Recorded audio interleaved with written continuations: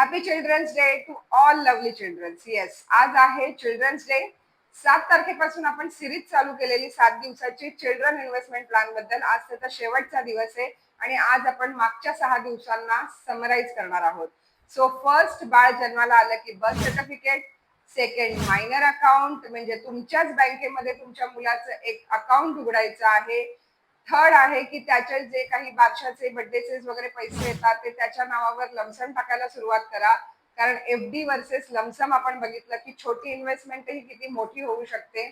तसंच त्याच्या नावाने जसे तुम्ही सुकन्या समृद्धी, LICचे चिल्ड्रन मनी ब्रॅक असे जे काही डेट इन्व्हेस्टमेंट करता गॅरंटेड रिटर्न वाले, त्याच्या सोबत एक इक्विटीचाही प्लॅन करा की जी छोटी अमाऊंट तुम्हाला महागाईला बीट करून टार्गेट अचीव करायला मदत करेल.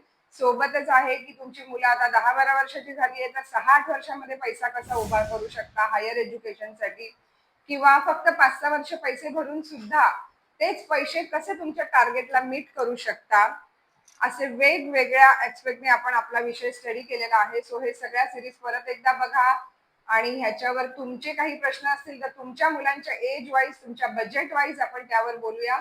सो आमच्या व्हॉट्सअपला हाय टाका, आपण 1-to-1 डिस्कस करूया. थँक्यू.